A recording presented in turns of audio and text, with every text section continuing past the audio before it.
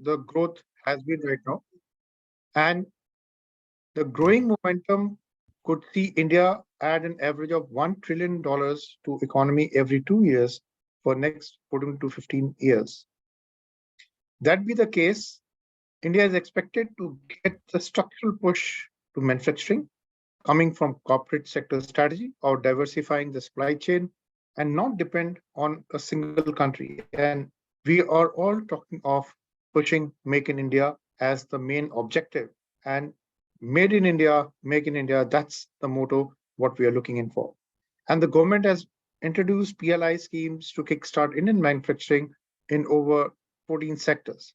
We're seeing a lot of investments happening, a lot of traction happening in this particular area. And what is more interesting is everyone in India is contributor of this particular economy journey. And I'm very sure that during the conference today, we'll be able to highlight and bring these points of the Indian economy, how it's going to drive, what are the main objectives of it. And before we begin, I will just show an intro video of IOED for people who are not aware of it. Just tell me if you're able to see my screen. Yeah. Yeah. Yes. So IOED is an organization which is almost now 10 years plus, and we are an international and intergovernmental organization having a special consultative status with the United Nations, that's ECOSOC. There are very few organizations with this status, which is a very prestigious status to be attained by any organization. We have the principal headquarters at Delhi, and we have the regional offices located all over the world, especially Moldova, Switzerland, UAE, USA, Egypt, and Zambia. And we have the renowned personalities from across the globe as part of it. Just to name a few, ex-Prime Minister of Moldova is the chief member or on the advisory board of IOED. Presently, IOED is headed by His Excellency Dr. Arvind Sharma, who's on the call, and I will be handing over to him after this.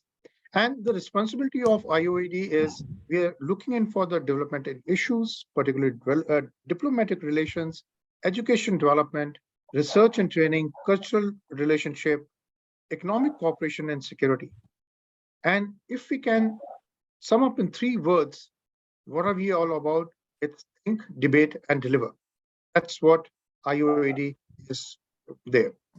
The vision of IOED is empowerment through employability enhancement programs. Our ambition is to make skilled, empowered, prosperous, environment-friendly, crime-free states through various employability enhancement and entrepreneurship development programs. And we do a lot in this area, year on year, month on month, day on day. Our services are where we initiate, we support, we execute projects, and that create and use knowledge, creativity, and innovation. And that goes all across the world. And we offer a full spectrum of services that help the organizations work better. We create standards of excellence and help you achieve those standards along with us. So it's a journey which we move together.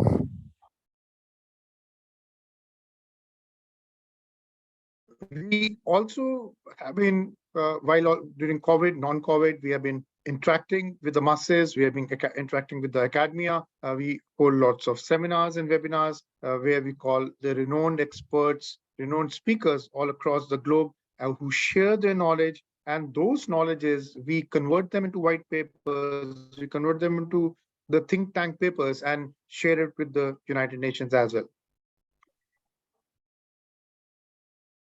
So that really drives our, the motto of IOED. And we do have the social responsibility where sustainability is part of our purpose. And we were established with the responsibility to society. That was our main objective, and we stand by it. And this has never been more relevant than what it is today.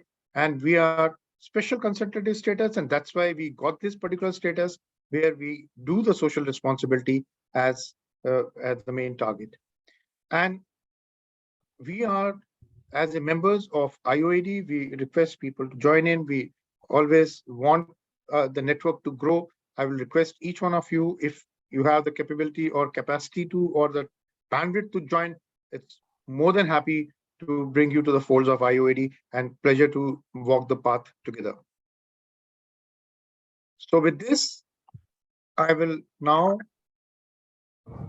hand you over to Dr. Arvind Sharma. This one sec.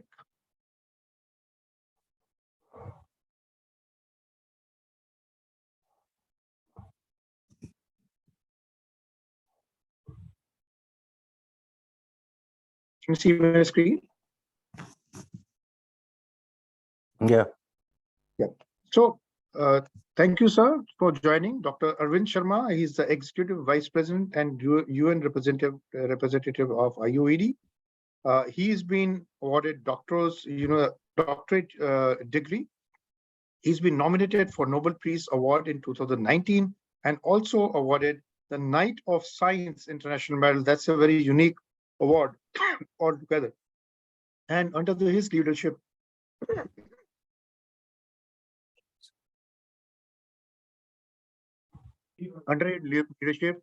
IOED is doing really wonders.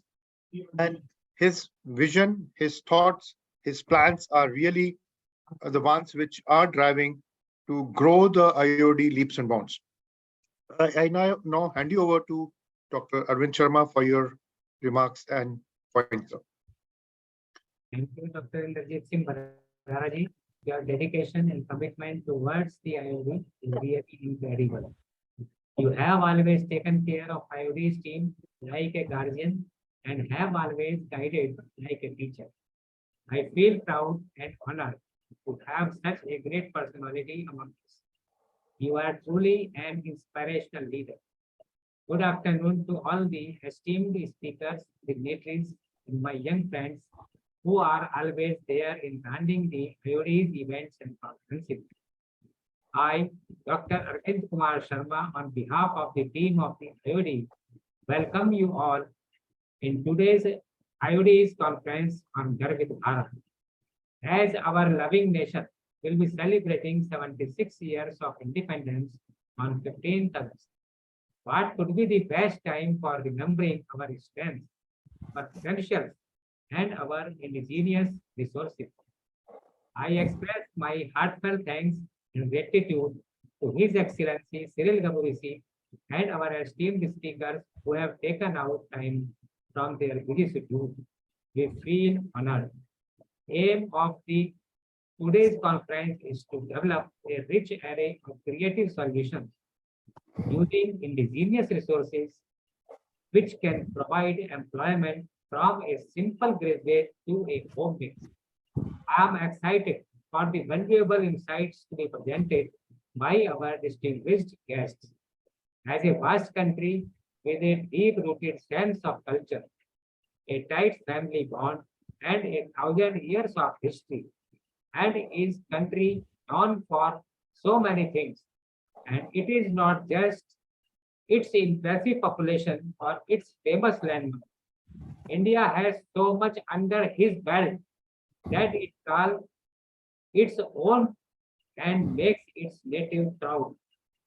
The country is seen as a more of a continent than a republic because of its diverse landscapes, traditions, beliefs, cuisines, and language that vary enormously across the country. I feel proud in sharing that Indians are well known globally as top scientists and academics, university leaders, and key leaders in high tech. We are one of the fastest emerging economies in the world. I would like to request everyone who are listening and will watch the video once it uploads on YouTube to please share your articles with the IOD mentioning suggestions, action plans, etc. related to the theme of the conference, which will be circulated in the public domain. My best wishes are with all the esteemed speakers for presentation. Looking forward to a great lesson Further, I am feeling honored to present certificates of appreciation to all the esteemed speakers and attendees as a token of thanks for their valuable time. Dr. Barara will do the honor on behalf of team of the IOD. Thank you once again and all the best to everyone for their presentation. Jai Hind, Jai Bharat. Thank you for your kind words, are really motivating. And now we begin with the speakers, and our chief guest is Cyril Garvit. And unfortunately, he's the ex-president of Moldova. Just let me put up the slide.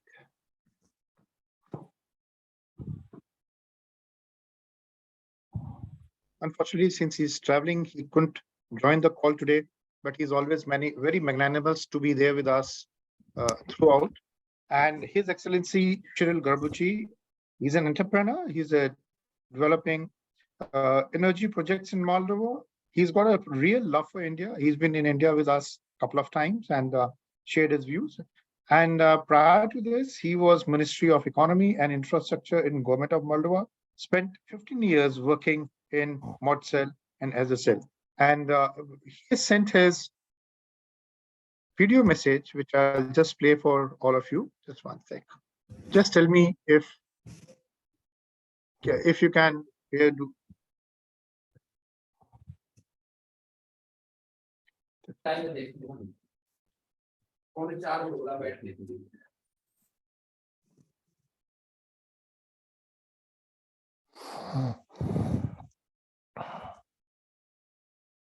Please tell me if audio is not coming, then I'll check again, right? Otherwise, it should play. Dear Mr. President, Dr. Sharma, dear Mr. Moderator, Dr. Barara, Excellencies, as a former Prime Minister of Moldova, I am honored to speak in this conference, gathering on the occasion of India's 76th Independence Day celebration. I see India today as a nation that has made tremendous moves in several fields. I'm talking about science, I'm talking about technology, medicine, and social development. The world has taken note of India's rise as a global superpower, and as a citizen of the world, I deeply commend it. More than that, on this day of celebration, we must not forget the importance of unity, the importance of diversity, and the importance of tolerance. India's abundant diversity is a unique feature that brings strength. And as a global society, we must learn from this importance and work towards unity and collaboration. Finally, I would like to congratulate the people and the government of India on successfully completing 76 years of freedom. I think we can work together towards a better future for all of us. Thank you. Thank you, and I think it was a real wonderful message from Dear Cyril Mr. President, and Dr. he's a great Sharma, friend, dear philosopher, Mr. and guide for Moderator. us at IOED. And now I will move to the speaker. So the first speaker, yeah. So we have three eminent speakers with us today, and the Glacio speakers with so much of thought process, so much of vision. I have Professor Dr. Shamita Samanta. She's a Vice Chancellor at KIITTU, Odisha. She's a visionary, inspirational, pragmatic, and engaged leader. A very accomplished academician with more than 25 years of experience. Her intellectual capabilities are manifested in distinctions as PhD management, a Stanford lead alumna, and Stanford distinguished scholar. Really wonderful to hear that. And she is the recipient of India's Most Emerging Educationist of the Year Female Award. So it's such a good pleasure to have you, ma'am, and hear your thoughts. And over to you. Thank you. Thank you, Mr. Yeah, ma'am. Ilaj. Most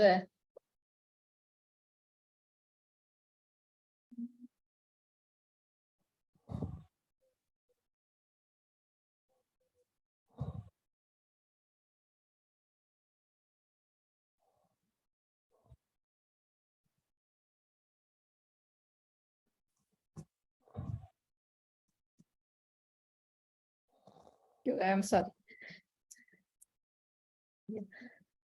Most respected resident of this IOET, Dr. Arvind Kumar Sharma, about whom we all are listening so much, and also the person who is organizing this event, Mr. Ilaj Singh, and all my co-panelists, dignitaries present here.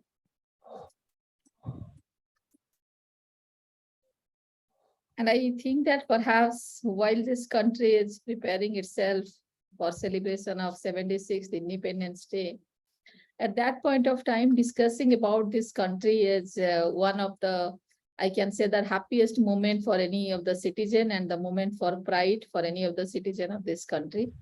First of all, I would like to thank Mr. Sharma for giving us this opportunity to discuss here. And while this country is growing forward to be one of the largest economy of the world now, just we are going to be third after maybe after a few couple of days or few weeks that we don't know. We all are just waiting for that moment that when this will be the third largest economy in the globe. So at that point of time, lots of focus is being given in each and every, I can say that, possible sector, how this country can grow further. We see the vision and also the effort of national leadership. And even I see that same effort in the provincial level or the state level. Maybe I belong to the state of Odisha, and I see that level of, I can say that the motivation, the interest, and also the aggressiveness in government, that how this country can grow and how the people can grow. Till now, we all are discussing about Millennium Development Goal, Sustainable Development Goal, and we whole world was discussing that if the nations or the states or the provinces will be focusing on people, planet, peace, prosperity, and partnership, then only this globe, in this globe, the people can grow and they can lead a happy life. Till now, perhaps it was in the discussion phase. But slowly we are finding in this nation that we have come way forward.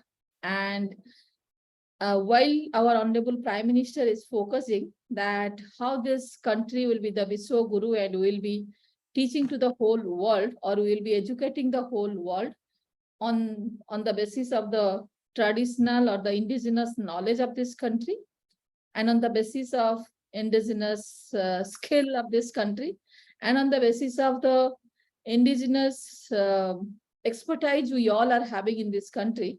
Perhaps at that point of time, focusing on what really the indigenous resources are. Because I work with the tribal people, we are having the largest tribal school with us. And while working on that with the tribal people and the indigenous people, I find that, and while going through the literature of our mythologies and Vedas, I find that whatever we are planning to do through this national education policy, whatever we are focusing to be, or we are planning for the globe, that how India can be Vishwaguru today or in coming years. At that point of time, while I look back and see the literature on Nalanda and Taxila, I find that perhaps that sort of education was existing in this country. I visited Nalanda 3.5 years back. And while I visited Nalanda and related it with the literature available for Nalanda, I found that there in Nalanda University, the individualistic and independent learning system was existing. While we have learned that to Nalanda, around 55,000 students were coming from across the globe. At that point of time, I found in that university campus, for each individual, for each student, one room was available. All of them were having to the access to the resources, access to the different libraries. Many libraries were there, around 22 libraries were there. They are having access to the libraries. They are getting motivation to connect themselves to the resources, bring the resources to their room, and they are learning by themselves. And any student who is requiring any help from any teacher, they are going and attending to different lectures that was happening in different lecture theaters, and they are connecting themselves to different teachers or educationists available in the campus. It was not mandatory at that point of time, or there was not a structured system of education in that university that every student has to go. There is no prescription of syllabus that the people have to go through prescription. What we all realize in this country today, or the whole world is thinking, that the nascent innovation or creative capabilities of the human being is being killed through prescription model of education that we are discussing now in each and every level. But I found that in Nalanda, that was the fully freedom academic environment was existing, not only for the teachers, not only for the experts, but also for the students. Those who wanted to learn mathematics or philosophy or commerce or medicine, they were doing their own job with their own interest, what they want to learn, up to which level they want to learn. Teachers were there only to motivate them. Anyone was feeling any difficulty, they were motivating them, helping them to achieve their goal of their life. And different holistic system was developed in and around. They are getting connected to different value systems, what we talk today in this country, that to grow a sustainable society. Today morning we are discussing about, we are observing the International Youth Day. So we are discussing that to make the society sustainable, few green skills are very much required for all of us. We are discussing about, one is value system, second one is critical thinking, third one is empathy for the people, fourth one is being very much compassionate for the people, fifth one is working in collaborations. Those skills are very much required to have a sustainable society. So I found in our indigenous education system, or the traditional education system, or ancient education system, all those things are existing, and the system, or the holistic system, was developed in such a way that students, faculty, they are connecting and they are developing. Maybe while we are preparing ourselves to be the Vishwaguru, those knowledge has to be put in place in national education policy.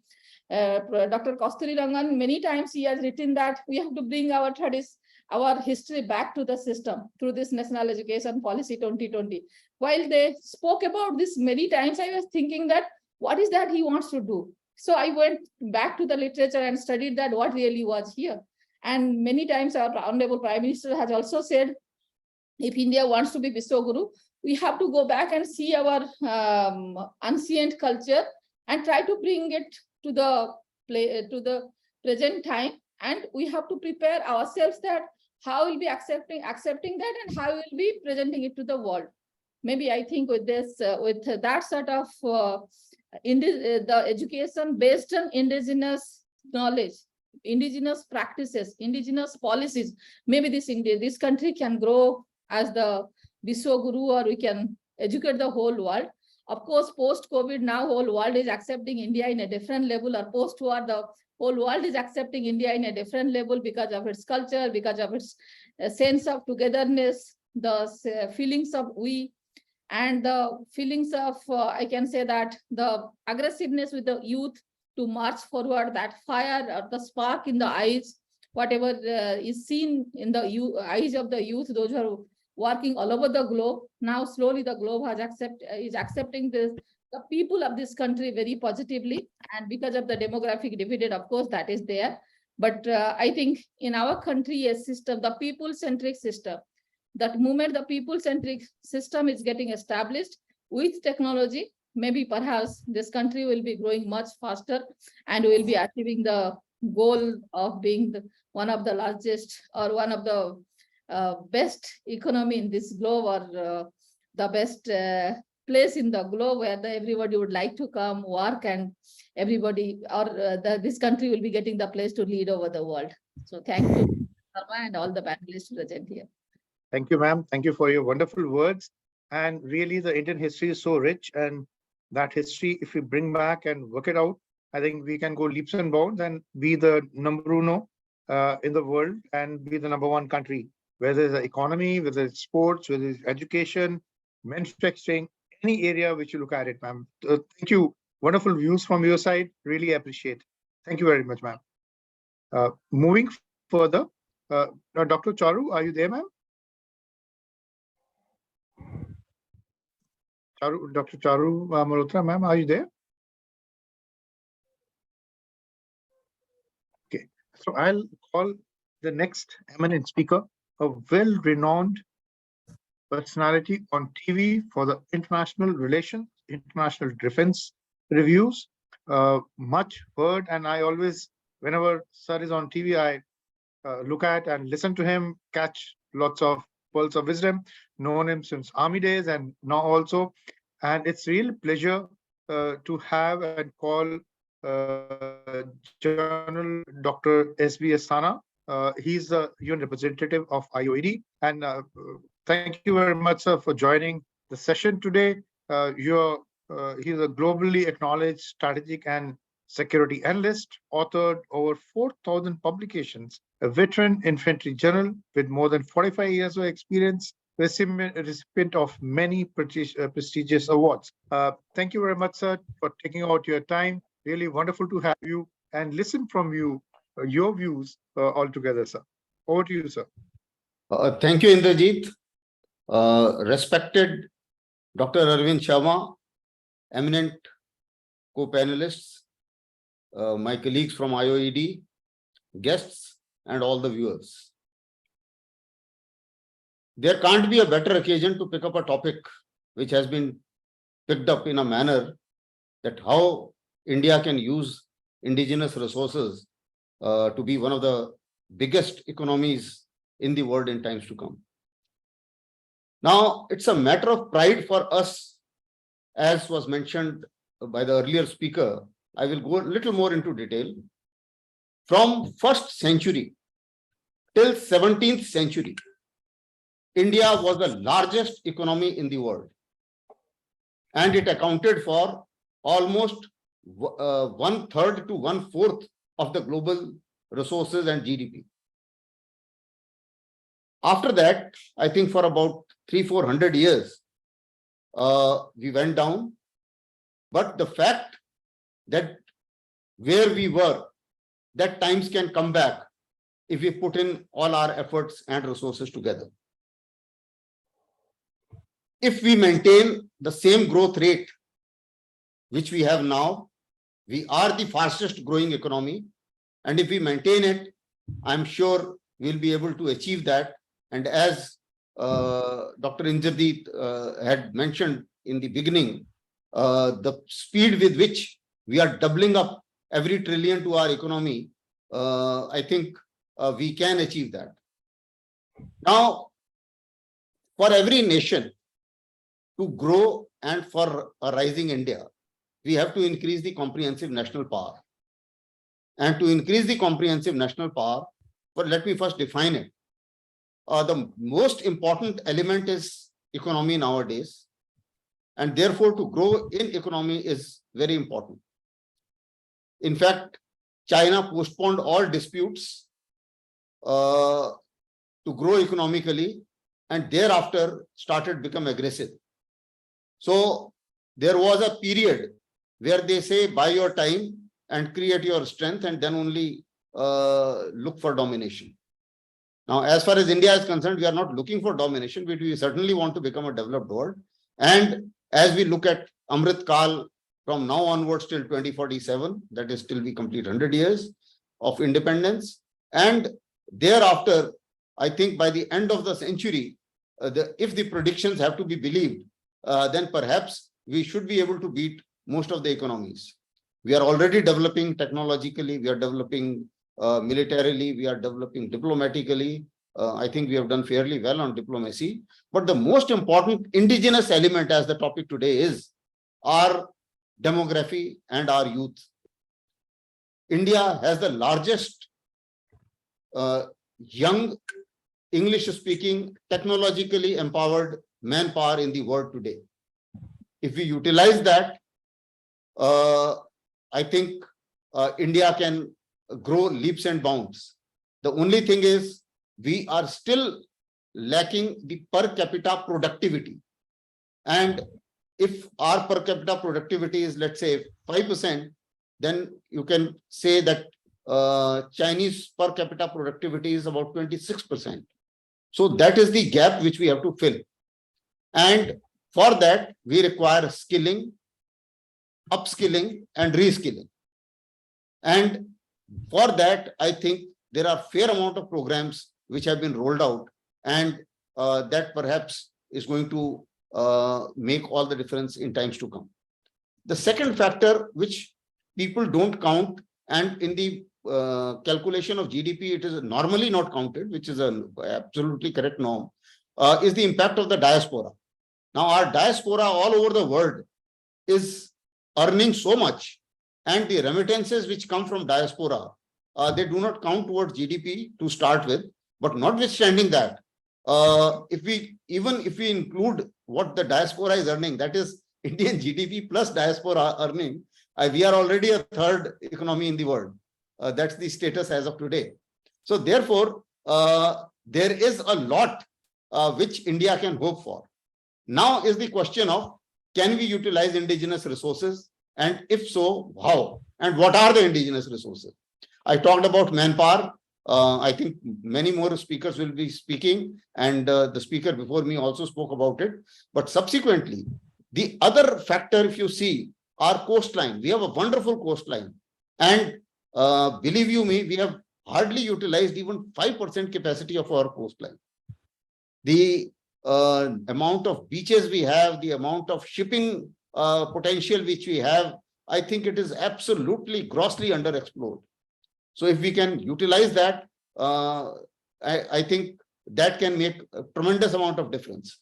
Then we have the largest population, so extending the population part of it, largest population in the world can also is looking for opportunities all over the world, where most of the developed countries are going short in population. So therefore, there is a potential for our diaspora also to go and make a difference there and make a difference for India. And I think a lot of them are doing so. Then we have tremendous amount of tourism potential. I've been traveling, I think most of the places in the world which are worth visiting, I would have seen. And I find that for every particular, if there is a palace in Rome, there are 10 times bigger palaces in India. But perhaps the tourism infrastructure has not been created to support that kind of tourism. And very small countries with not even 1/10 of our tourism resources have got much more tourists coming there. So that is one area where we need to be tourist friendly. We have to create facilities for tourists, global tourists to come. And therefore, I think there is a scope there. Next issue where we can grow digitally is, we can grow indigenously is the digital world. India has a digital active population. During Corona, I think we demonstrated to the entire world as to how you can shift to digital transactions. Today, in the entire world, if 40% transactions, financial transactions of the entire world are taking place in India, which is 3.5 trillion economy, then I think there is a big lesson which India has to teach to the rest of the world. And a large number of countries are working as to how the UPI systems are working. And how is it that the population, which is not even educated, has shifted to the digital payment mode so easily, and so such a transformation at a scale which we have done is a miracle. And most of the countries are studying it as to how they can replicate that in their countries. Similarly, when we talk of now to do this and to make the indigenization efforts a success, we also have to attract FDI. And I think a lot of rules and regulations have been done. The FDI rules have been perhaps framed to be business friendly in a manner that now from 49%, we have gone in for 74% of foreign direct investment. We are looking for collaborations. We are looking for GOCO models, that is government owned and commercially operated models, even for the defense procurements as well as for the defense manufacturing. because defense manufacturing is a big market. We know how America earns out of defense manufacturing, and this is one area where we have tremendous potential. Because we are the largest user of defense equipment in the world. So instead of buying from somewhere else, if we become Atmanirbhar, and I think there is a tremendous amount of effort which has been put in. We are also innovation friendly in a manner that the largest number of startups are now happening in India. Similarly, we are also economically oriented in a manner that we send a moon mission at a cost lesser than a Hollywood movie. So every launch of of satellite by India is much cheaper than anybody else. I'll So request the everybody point- to mute, please. I'll request everybody to mute. Okay. So therefore, there is a tremendous amount of, so India is an innovative India. And in this innovative India, I think a lot is being done. Now coming on to the education policy, the new education policy has been rolled out. And I think when we talk of skilling, reskilling and upskilling, the education policy holds good. And we certainly need more job creators than job seekers. And if we do that, perhaps we will be able to kickstart the economy upwards in many manner. And the strategization of education is also very important. We are sending so many students abroad. If we increase the quality of our own institutes, which is going to happen, and for that also there is a big push in a manner that collaborations are being appreciated. It is also being made. The efforts are being made for foreign universities, encouraging foreign universities to open their branches in India. So I think that also can make a lot of difference, and perhaps we can retain our talent, because it's a statement of fact that if so many scientists, 22% of scientists in NASA are Indians, then the fact is that maybe that these scientists did not get adequate opportunities in India, and perhaps we need to create that opportunities. And then the last point I would make it is that we need to be business friendly. The environment has to be business friendly, and there are certain India is a very complex governance model in a manner that we have varieties of everything: caste, creed, religion, and you name and we also have certain amount of shall I say the problems or the challenges which we need to overcome, which come in the form of the awkward politics, the social unrest, sometimes maybe instigated by foreign players, and now this is an element of proxy war, wherein earlier people used to send some terrorists to kill some guys, but that was not affecting Indian economy too much. But what has now started is that you activate sleeper cells, you activate some of these elements, you cash on certain people who are not happy with the government, and try and create a social unrest. And if a social unrest is created, that affects Indian economy, because it affects the business climate adversely. And that is an effort which countries which do not want India to rise are actually trying. Now, this is the time we all have to get together to ensure that this design does not succeed. And for that, I think a fair amount of, again, and education is required, fair amount of education is required to ensure that those small problems which we have, which every developing country has, they do not turn up into major unrest to block the progress.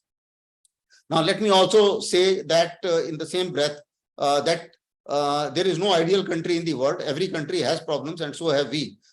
Even America has got bigger law and order problems than us.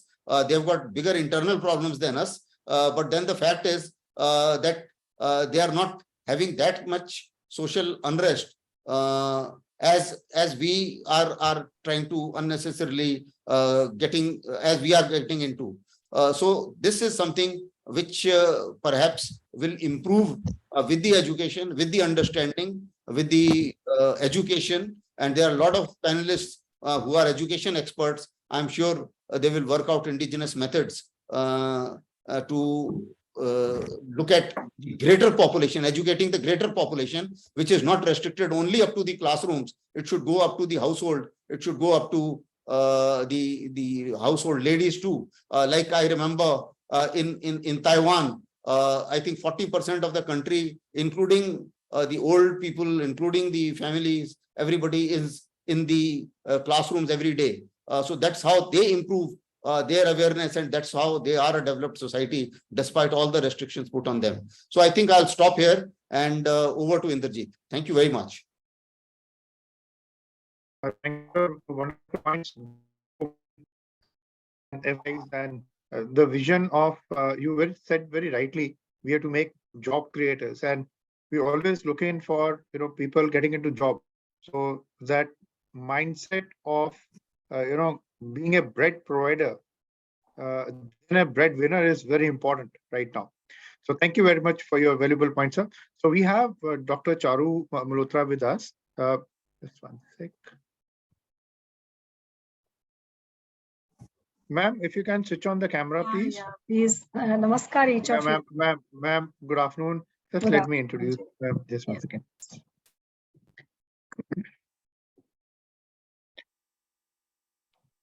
Thank you for joining the call, ma'am, out of your busy schedule.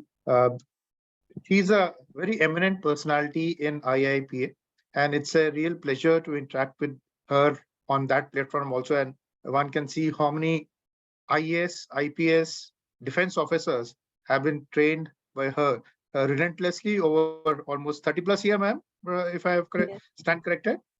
I am one of them, incidentally, Inderjeet. Sir, मैं वही कहने लगी थी Amazing, नमस्कार. sir. हाँ जी. That's really amazing, ma'am. So all the IPS, all the IAS who are there in the ministries today, all the defense officers who have been doing APA courses are being trained by ma'am, and really wonderful to have you here today. Just a few words about you. She's a professor at, like I told you, IIPA, Indian Institute of Public Administration. It's a Government of India body.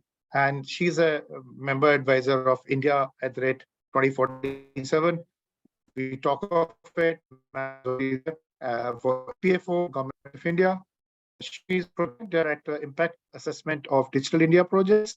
And fortunately, she has been part of the e-governance initiative, which was being taken out by the government. And she has gone to almost, if I stand corrected, 600 villages to, correct me if I'm wrong, ma'am, on ground, and saw the projects getting implemented. Is that right, ma'am?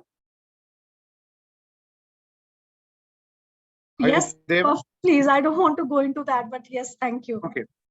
Yeah. So Big Tech, SAP India, and also led training on Digital India, CISO training on the cybersecurity, Digital 48 APA. She's a member chairperson, ministerial oblique high-powered committee of Government of India, UGC, DU, IGNU, NEMA, organization BHU, and so on.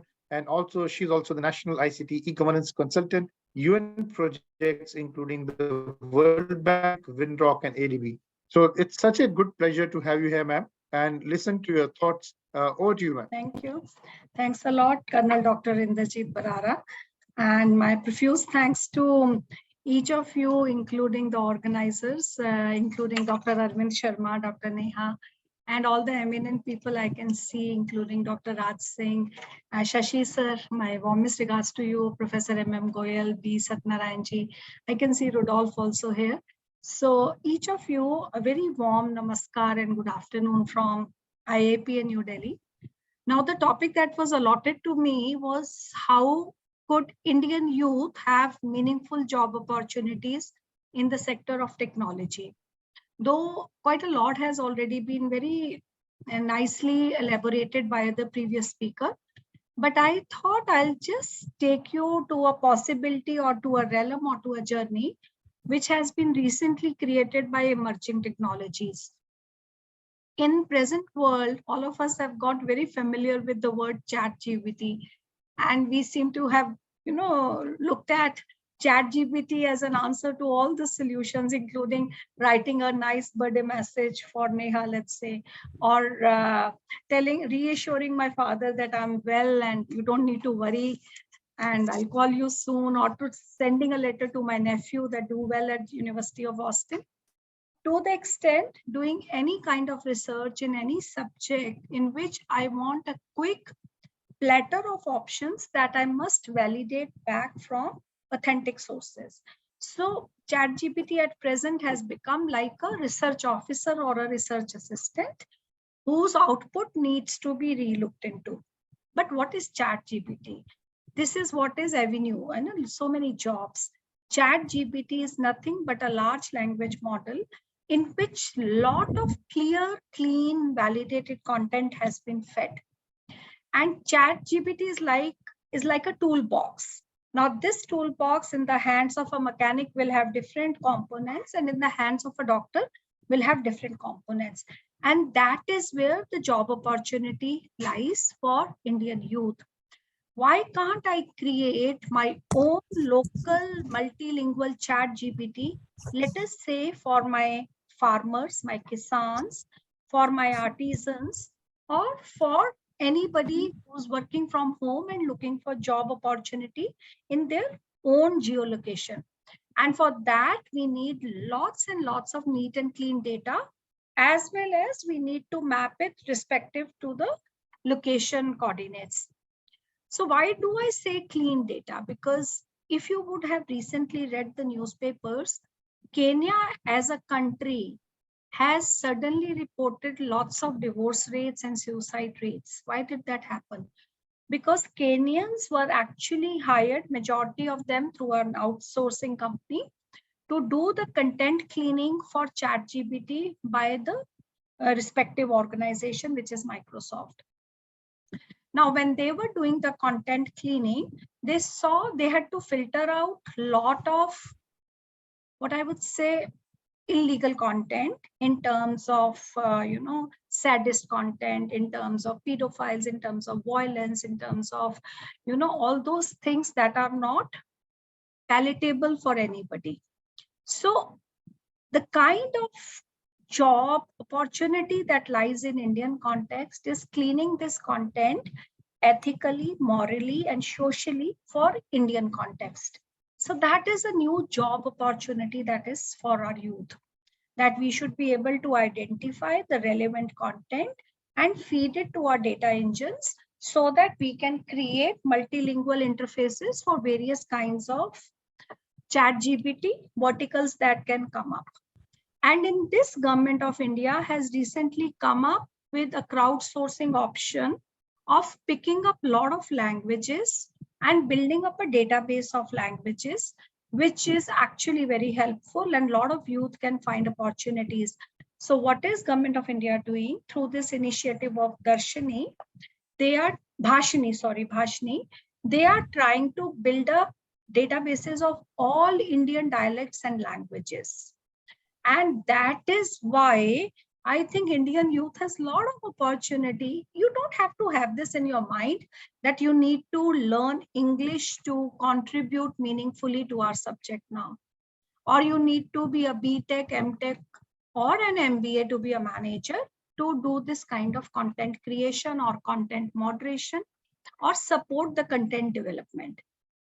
At present, a lot of opportunities also exist with Digital India Corporation, DIC, in which they are looking for interns who would contribute to building up India's stack global. I heard my previous eminent speaker, referring about a possibility of UPI going more broad-based or Aadhaar going more broad-based than what is present.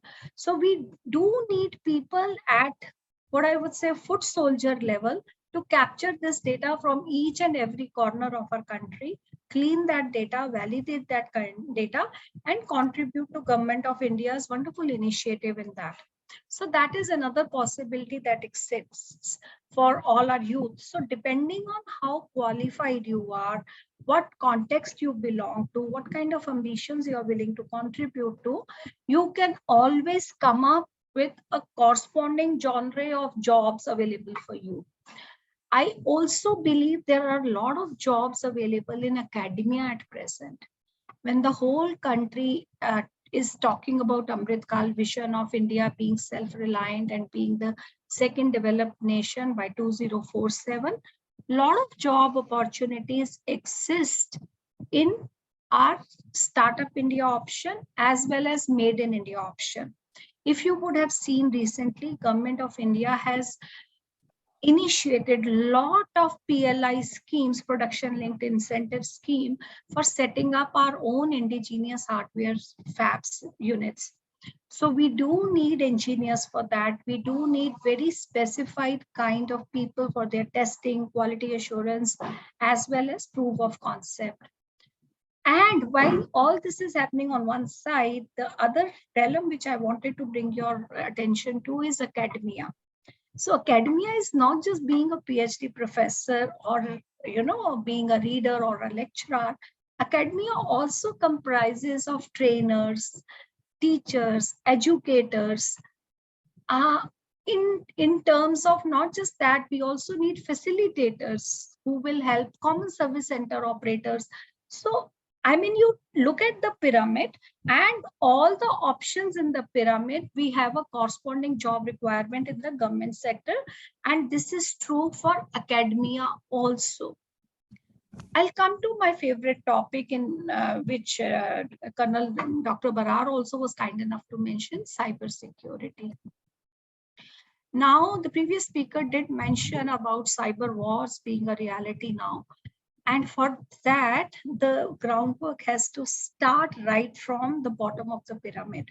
So we do need students and teachers who will spread the word of what is called as cyber hygiene, that how should we avoid or avert the possibility of getting infected when I'm, let's say, using my net banking account, or when I'm using my social media account, or when I'm using any kind of browsing activity for maybe research or anything. To safeguard the masses, we need, what I always say is an army of cyber warriors. And where would these cyber warriors come from? They will come from schools, they will come from local localities, who will pick up this pledge of each one teach one.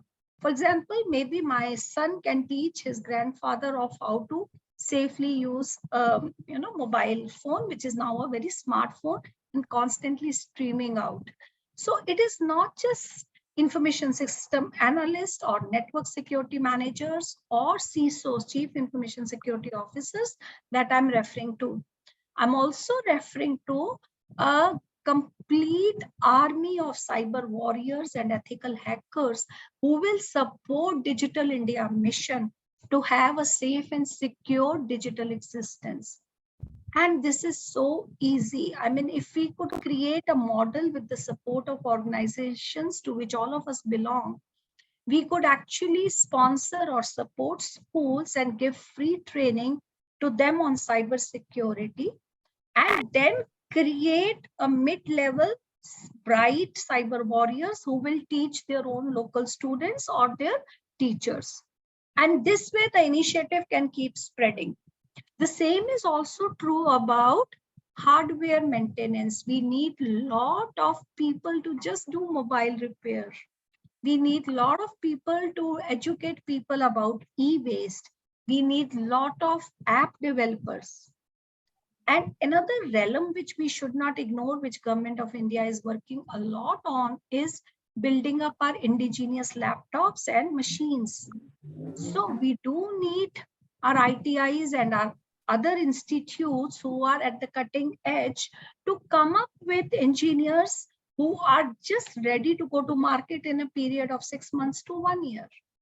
And they can support Government of India's initiative in not just indigenous manufacturing, but also its local support to local people in terms of technology. I come to another aspect. India is moving a lot towards building up data centers. So what is a data center? A data center or a cloud is nothing but a very sophisticated array of hardware. So who would maintain these data centers? Who would help to, to kind of look into activities of establishing this? To maintain, we need engineers, and like Colonel Bharat said, we need a lot of startups. We'll need a lot of industry at the local level to come up with all these initiatives and support engineers and come up with such entrepreneurial scheme that in my state, let us say all the business people come together from IT world and set up a data center which is exclusively providing jobs to local communities, which whatever we did for call centers a decade ago, we can now do for data centers now. So it is an endless opportunity. A lady sitting at home, if she just goes through a 500 rupees course of computer literacy, imagine how many classes she can take sitting at home. We just need to give her a refurbished laptop to empower her. So we need a lot of support from not just business or startup, but NGOs also to identify such dynamic people and bring them together. So I would close with the thought that the vision of Government of India to be in Amrit Kal by 2047 or to be self-reliant by 2047 needs a lot of collaboration. It is not just public-private partnership, but it is also partnership with academia. It is also partnership with local civil society, NGOs. It is also partnership with where our minds work, the schools where with the young people are getting groomed. Why we need them to go through the whole array of bachelor's, masters, and PhDs?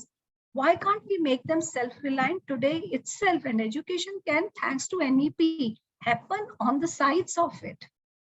So there are so many other thoughts which I had noted down, but I would just like to close here that for achieving this kind of dream, we need to support Government of India and we need to go innovative and collaborative.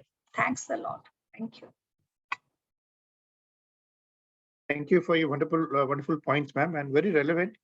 ChatGPT, AI, machine learning, which is already there, it's really knocking the doors, and how we really need to work out a strategy. And you concise the whole, future in such few words. So I think I was trying to jot down those points, but it's fantastic. I cannot, I don't want to reiterate, but really wonderful words. And the vision what you have given is really, thought-provoking. And one has to work on all these points, what you have brought it out. So thank you for your time, and thank you for coming here and being with us today, ma'am. So always. Thanks for inviting me. And do I have your permission to just listen to the next speaker and exit? yeah, ma'am, you're there. You're going to be there till the last. Okay. I thought since you said thanks for sparing time, I thought my time is up. No, ma'am, no, Okay. not that way. I think it the other way around. We want you to be here for more time. So we have we have Professor Dr. Madan Mohan Goel with us. I'll just share the screen. And Dr. Goel, he's the Vice Chancellor, StarX University, Gurugram. He's a neo-autonomist. Professor Dr. Madan Mohan Goel is the first ICCR chair professor in South Korea at Hanok University of Foreign Studies, Seoul. Bestowed upon the honor of Ambassador for Peace by the Universal Peace Federation, Professor Goel was honored in 2018 with Dr. S. Radhakrishnan Education Excellence Award. So, such a pleasure to have you here, sir, with us. And thank you, Dr. Indrajit. Allow me to use PPT. Can you allow me to use PPT? Yes, you can. Let me just permit you to give you permission to do that. Yeah. Wait a second.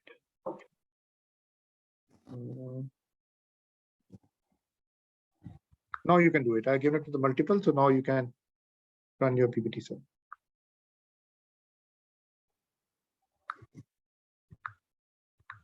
So I think I'll put a spotlight on you first, and then I think probably.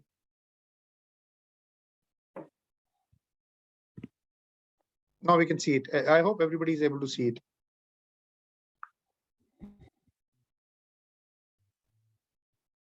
Yeah, I'm having a slideshow. Thank you very much, Dr. Indrajit, for speaking kind words about me. I'm grateful to IOED for providing this opportunity. I'm thankful to fellow participants and the panelists to share thoughts with me. In fact, I'm speaking from Kurukshetra. Almost all people around the world know Kurukshetra, but sadly for Mahabharata. Today, I want to prevail upon you that Kurukshetra must be known as the first ever university on the planet. I repeat, Kurukshetra is a place deserved to be known as the first ever university on the planet because the objective of a university is to get knowledge.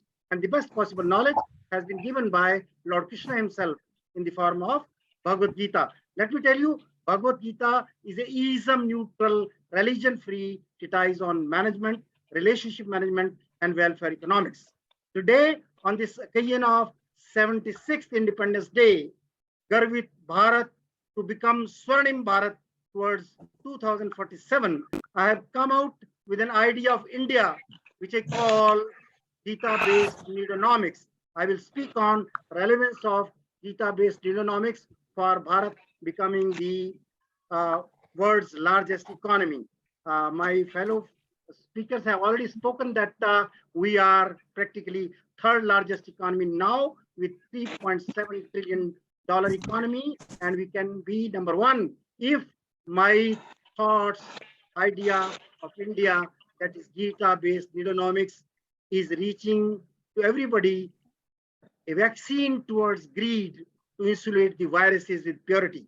The adage, necessity is the mother of invention, rightly explains the importance of needs. To ensure sustainable growth with creativity, we have to understand the power of peace that comes with coexistence cooperation. Neonomics, which I call economics of needs, is based on the logo of LIC, Yogam Kshemam Mahamyam. Dr. Indrajit, let me tell you, if LIC becomes a MNC, we don't need any other thing. Along with it, if KVIC becomes a multinational company, we can be number one in terms of export of the goods and services required by the people around the world.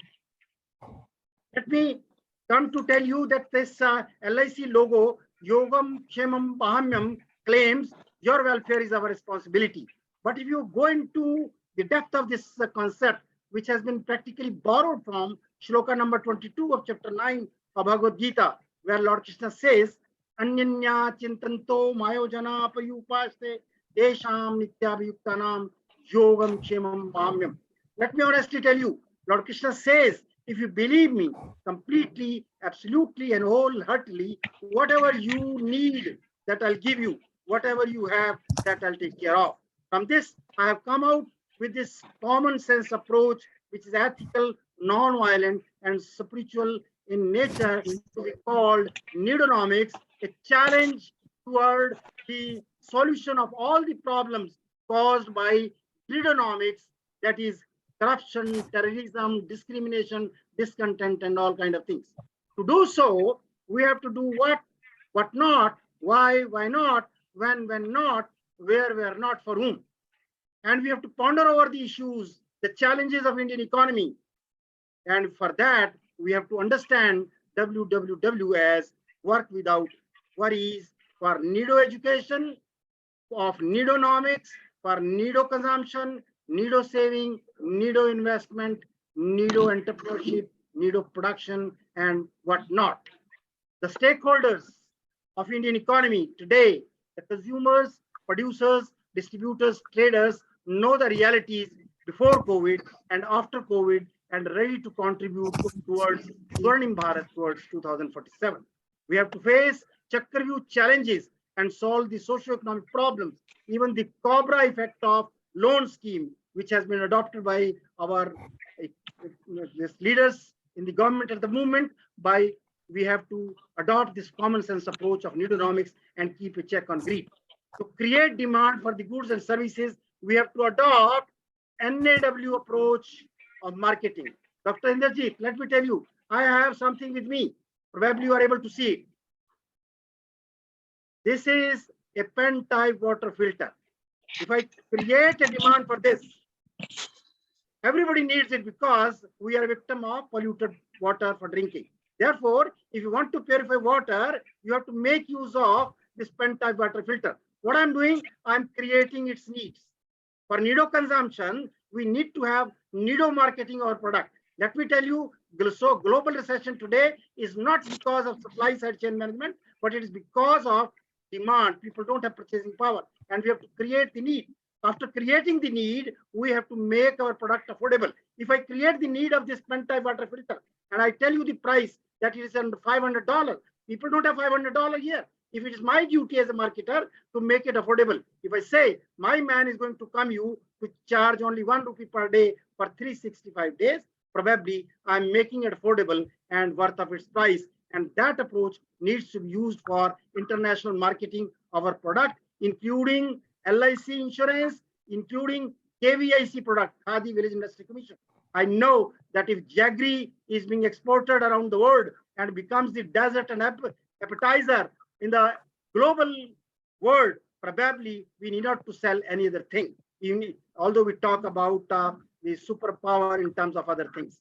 What I want to emphasize is all challenges and problems the present era calls for understanding spiritually guided materialism strategy for nido wealth, nido health, and nido happiness. Let me tell you, deficits of all kinds, fiscal deficit, revenue deficit, budget deficit, primary deficit, trade deficit, and above all, trust deficit can be addressed by reducing the coefficient of this trust.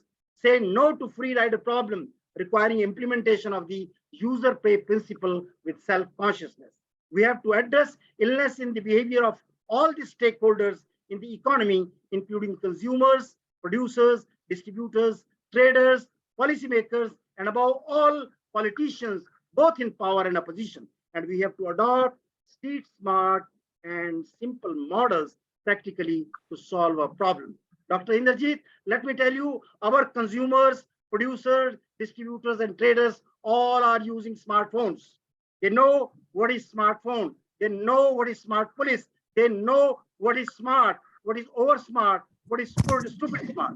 But we need to become street smart. We have to understand what street smart person is, who knows the environment around. When we are celebrating this Garvit Bharat and we are entering into Swarnim Bharat towards 2047, becoming the largest economy of the world with $5 trillion economy, we have to become street smart, meaning thereby we have to have transparency. Charu was telling to you how these chats are coming to be. Artificial intelligence is play, but artificial uses are fine, and misuses and abuses have to be checked with the artificial intelligence by alertness, awakening, and awareness.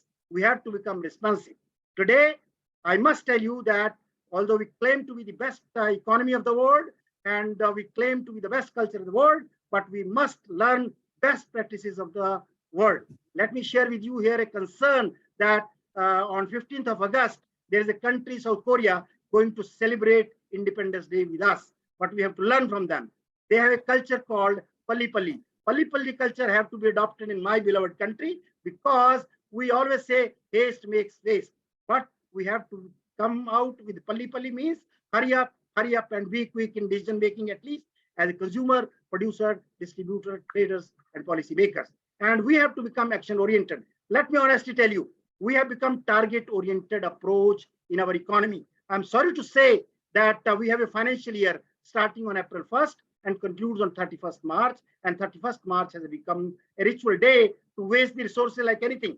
Most of the ministries are able to spend only 10 to 30% up to December. And within 3 months, they are able to meet the targeted expenditures. Sorry to say, heaven is not going to fall if we don't utilize the target oriented approach. Instead of that, we need to become target oriented, result oriented and action oriented.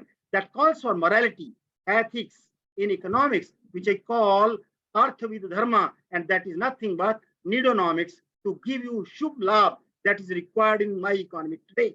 And above all, we need to become simple as consumers, producers, distributors, and traders. Mahatma Gandhi used to say, simple living and high thinking. But I always say, simple living and no thinking. No thinking does not mean that we should not think. We should think of those things which are in our control, and we should not think of those things which are not in our control. And that is the message of my Guru Gita, the heart of Krishna, that we have a right on our actions, not on the results.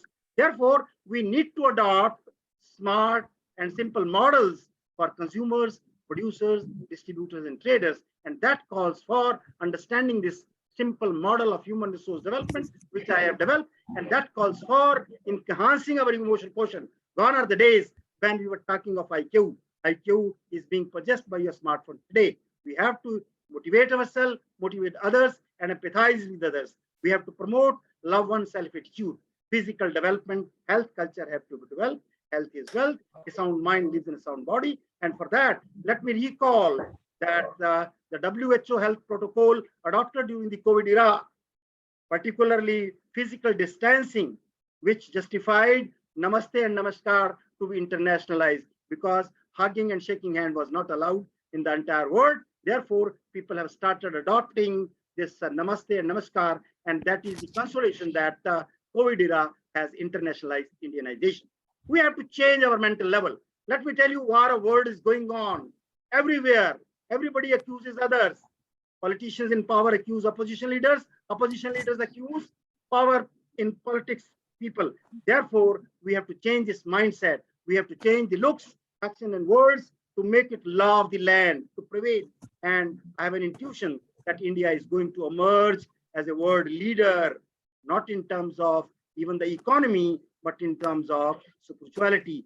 Bharat means, Bha means knowledge, Bharat means seeker. Bharat is a knowledge seeker economy and is known as a wish guru. Nobody could dare to challenge us as a wish guru. Therefore, being a person, a student, resident of Kurukshetra, I always say that the rate of progress in spirituality is faster than the rate of progress in materialism. That calls for adopting the spiritually guided materialism strategy, which has to be understood under the domain of needonomics, economics of needs, where we talk of needo consumption, mindful consumption, judicious consumption, needo saving, needo investment, needo employment, needo entrepreneurship. And that calls for enhancing the spiritual quotient of the people, all the stakeholders of the economy, including consumers, producers, distributors, and traders. Thank you very much, sir, for giving me this wonderful opportunity to share some of my thoughts. I just wanted to say that we need to adopt needonomics along with street smart and simple models. Thank you very much, sir. Really wonderful thought, and one big takeaway of needonomics, and I think the way you put it across in a very simplistic manner, it's a real thing. We can understand how much of work you have done in so many years to make it look so simple, though it's not a very simple, it's a very complex subject by itself. Thank you very much, sir, and thank you for your being here.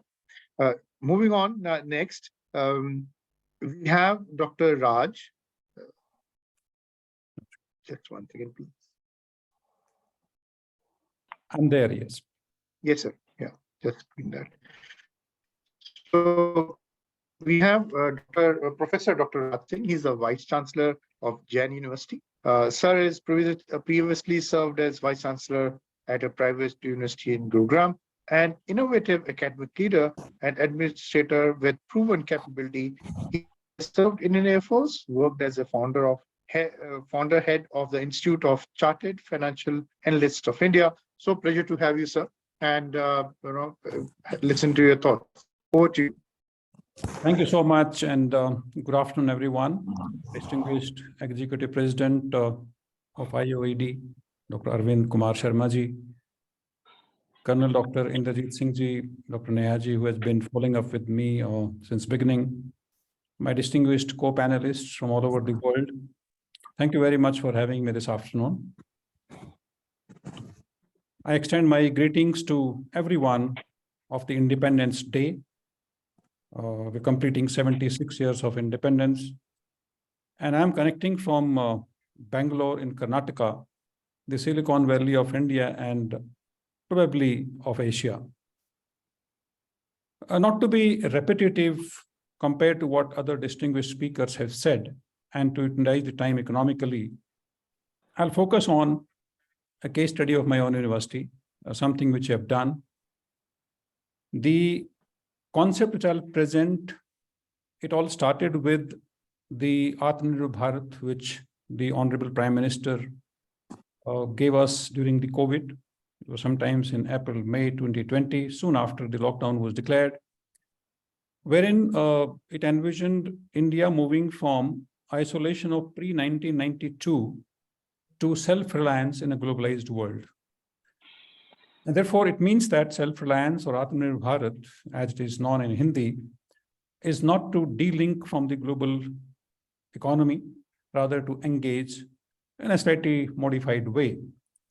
What this concept said that we need to promote local goods, local products, local entrepreneurs, and we need to be vocal about it to make them global. I think that's what the essence lies in today's topic. The call for Atmanirbhar Bharat, or self-reliant India, made affordability and sustainability overarching issues. And overarching issues as never before. Of course, we've been talking about these issues, but it didn't come to focus as it came during this period. Also, we as teachers and academics, I think for far too long, we have been labeled as Brahmanic in nature, who only profess and perhaps don't do something on ground. It has been to some extent unreasonable, unfair, but it has been there. We need to accept that. If you look at how we have come through since independence, between 1947 and now, our forex reserves stand at about $610 billion, which are more than 300 times of what we were at the time of independence. The per capita income has become about 650 times compared to 1947. We as a country are the largest mobile data users. Just to remind you, in 2015, we were 115th in the world, and today we stand on top of the pecking order, thanks to mobile technology and the number of users India has and the access to internet, and of course, the 5G internet connectivity. The foreign direct investments in last 23 years alone have been around $920 billion, and out of which about 595 have been in last 9 years. Now, it's a remarkable growth, and we have been breaking our own records year after year, including the period of COVID. Those 2-3 years, we surpassed our previous record of FDIs. 3 enabling factors have set directions for Indian economy. It has rather unleashed the economic growth potential in India. Let me mention 3 of them. One is increasingly involving our people into the banking functions or the financial sector participation through Prime Minister's Jan Dhan Yojana, where 44 crores of new accounts were opened. And therefore, the people who are not beneficiaries of banking system became the beneficiaries. And we've seen how effective it was during the COVID, where we could transfer directly the benefits to their accounts under DBT scheme. The second one is the Aadhaar, or unique identity, piggybacking on the Industry 4 technologies. The Industry 4.0 technologies have been making the Gandhian concept of economic development really come true. Because he said that if you have to be economically developed, your economic development has to go to the villages or the countryside of the country. And therefore, Industry 4.0 technology have really enabled us. And the third one is the goods and services tax. It has given us the resources necessary for investment in infrastructure, which is so very important for economic development. I may not give the entire credit to these 3 factors, but to a large extent, these 3 factors have given the direction and have enabled the growth of economy, which we have witnessed in last about 1 decade or so. We also, as a country, have a great history of frugal innovation, which has been acknowledged way back in 2014-15 itself by UK-based organization. And finally, we as a university wanted an integrated model of implementing National Education Policy 2020, which I'm sure each university has been struggling. We have done our bit, which will come in the form of this model. My own work of last 12 to 13 years in developing this kind of model, and it was further intensified and refined by so many other thought leaders and the policies which the government of India has framed.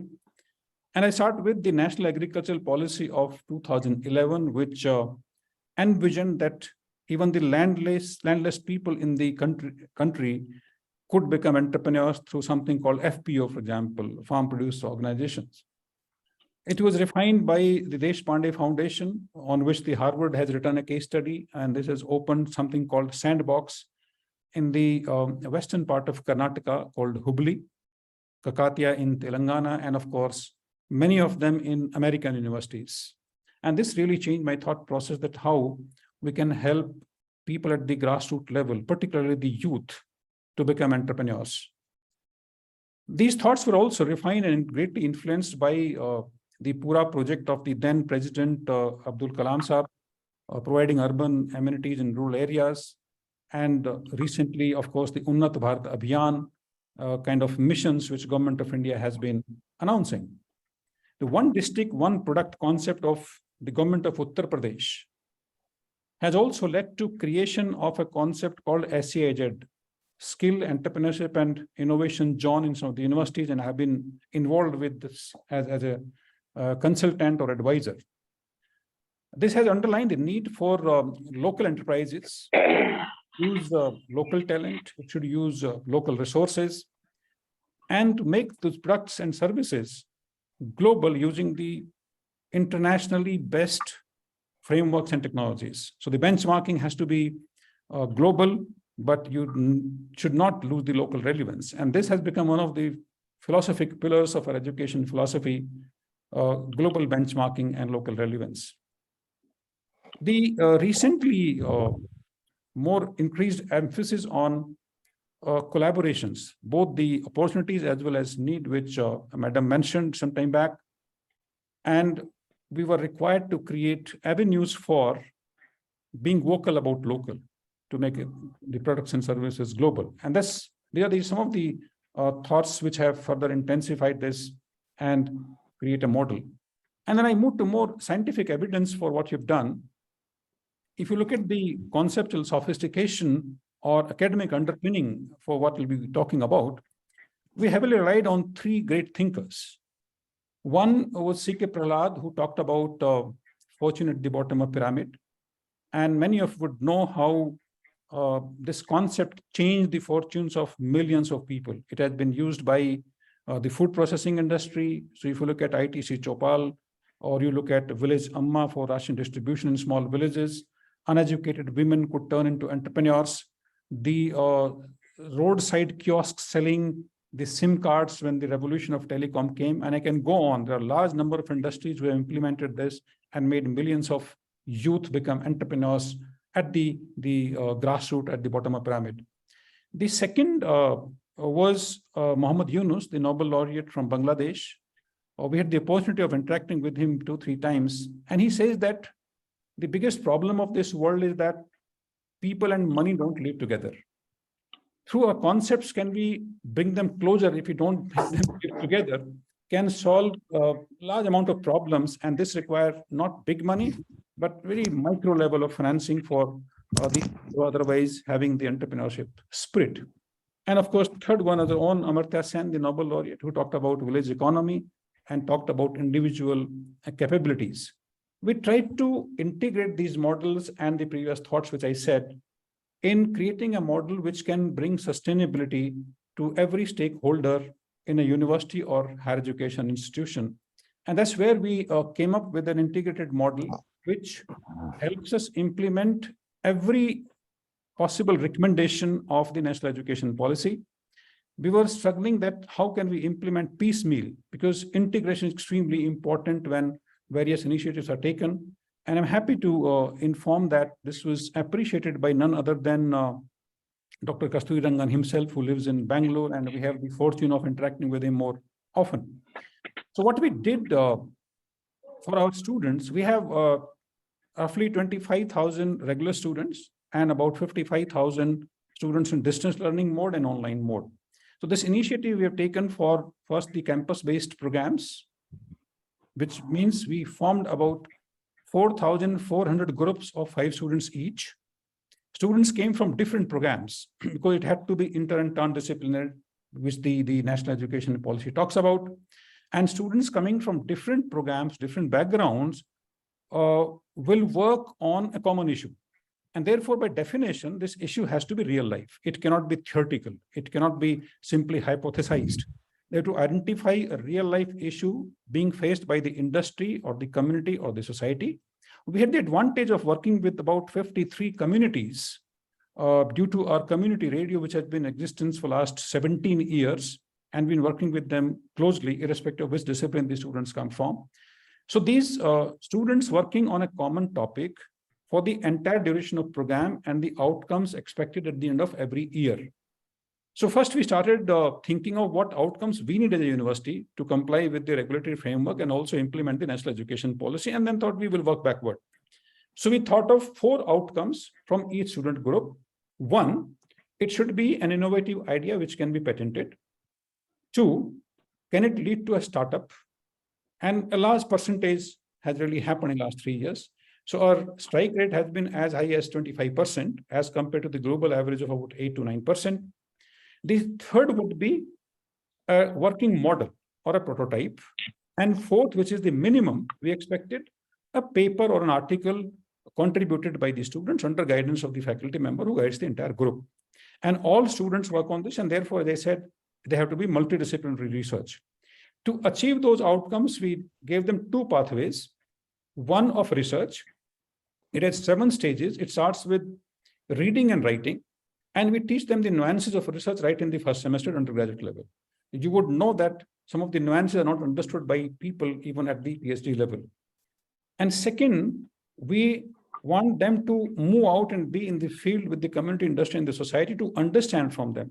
So reading and writing also involves collecting data in the second phase. Third phase, they start writing their independent opinion in terms of position papers and approach papers. And the final 7th stage is, of course, studying real life problems with commercial considerations, which means we are looking at commercializing the innovative ideas. The second pathway, we said that, well, learning in the classroom and through research is not enough for us. And therefore, we wanted each one of them to have hands-on experience. And for that, in last 2 years, we created something called Marketplace Experience Lab, which were tested for last 1 year. Alpha and beta testing have been done. And this particular lab gives the opportunity to each student, irrespective of who he or she is, from which discipline he or she comes from, to earn their entire fees while they learn. Now, in this portal, which is a learning portal, 90% focuses on learning and 10% is on earning. This also fulfills a requirement of giving opportunity to students of earning while learning. So what happens in this, 3-4 things we follow in this, and we of course take help of our 2 incubators which we have in the university, one funded by Department of Science and Technology, and one our internally funded incubator which has been operating for last 20 years. Both of them will also bring in help in terms of mentoring, in terms of venture capital, in terms of guiding, incubating, and accelerating if required at a subsequent stage. However, the students can continue with this even after they graduate, or they can get into jobs or their own organically developed entrepreneurship ideas they should desire. Many students come from family businesses, so they wanted additional distribution channel for the products of the family business. So 3 types of business develop students through this project-centric learning, which we call it. Second, their own business. And of course, I'll request if you could wind up, sir, 2 minutes, because we have other speakers on Zoom. Yeah, thanks. So what has happened because of this, the number of patents in last 5 years have gone from barely 16 to 1,000. Number of papers published have also gone up significantly, but more importantly, the students are able to earn their entire fees and support the families, and thus we are moving towards the self-sufficiency and resilience for the families, which was questioned during the COVID period. And we have also incorporated in this women entrepreneurship, which are training parallelly, and students train their own families who can continue their business if they want to expand it. So the point which Madam mentioned about each one and teach one has also been integrated into this. And women empowerment is something which has been on our agenda, also thanks to SDGs of United Nations, all incorporated the students through this 10% earned have been able to earn this, and we have been able to the national education policy in complete sense. Thank you so much. Thank you, sir. And you actually covered up so many things, and on the ground, I think that's really wonderful. Converting it from the papers to the ground is the most difficult part. And you have got the results which are positive, where you got the startups coming up, patents coming up, and larger group audience which you're looking at. So that's so nice to have shared those things, sir. And look forward to hear more on this particular thing. If there is some paper or some publication which you already made it documented, so do share with us. We'll share with the larger audience. I'll share so with that you they the are- complete concepts around this. Yeah. Yes, sir. So it will be really wonderful because they will also benefit from your knowledge, sir. So thank you very much, sir. And now I will shift to the next speaker. Next speaker is Professor V. S. Satyanarayan. Yes, one second. So let me just share that. Afternoon. Yeah. Good afternoon, fine. everyone. Yeah, just honors of introducing you, sir. So Professor Satyanarayana is a PhD, University of Cambridge. He's a Vice Chancellor, GD Goenka University. As a visionary leader, as a thought leader, full Vice Chancellor by Daily India Media, exceptional academic leadership award, and a wonderful track record.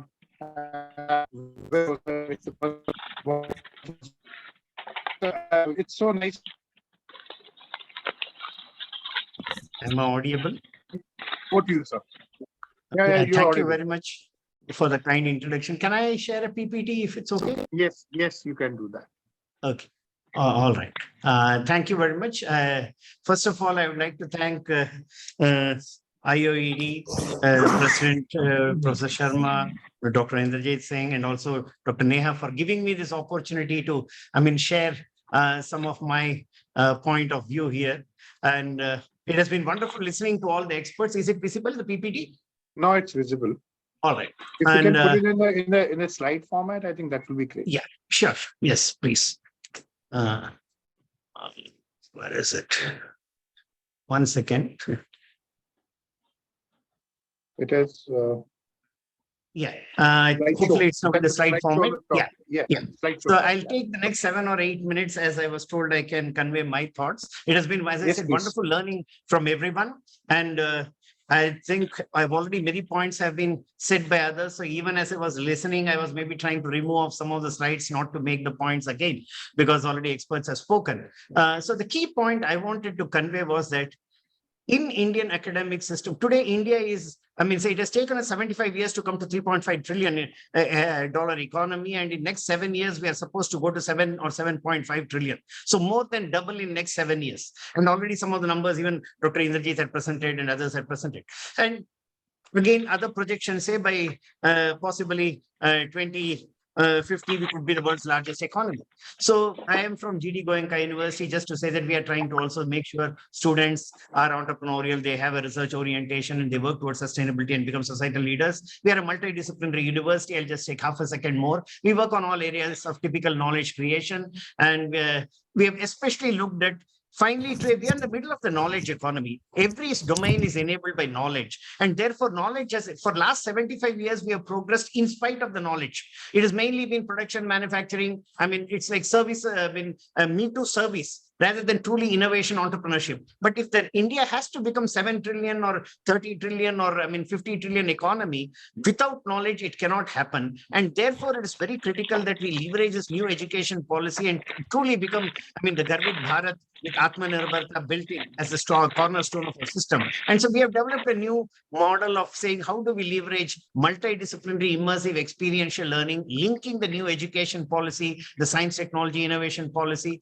and also how to say, bring in all our domains together for holistic product, process, and service development. I'll not delve into the detail, and we definitely want to leverage Prime Minister's Panchapran and somewhere mandatorily, first of all, come out of a slave mentality and truly become global leaders. And as we know, India was always a leader. Over the last 2000 years, we were economic leader, knowledge leader, material resource leader in every domain, but somewhere around 150, 200 years, we have lost the track. But once again, the world is looking at us, and the Prime Minister set a path for us to become a global leader. And this in the knowledge economy era can only happen if we, the academics, truly take this as an opportunity. And as Professor Raj already mentioned, which was again very interesting as to how we have done experiential leverage NEP. So we are also doing something similar by making sure teaching, learning, skilling are all seamlessly linked to gain skill and competence, and through multidisciplinary immersive experiential learning, make sure that every class is not,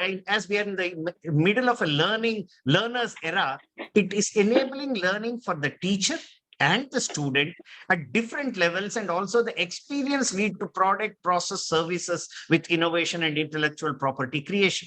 And therefore, as we said, when we are talking of 7 trillion, even if we did not invent anything, just if we were to shift to circular economy, I mean, adapt our process for sustainability and circular economy alone, it's a 4 trillion opportunity, 5 trillion opportunity. So opportunities are truly unlimited.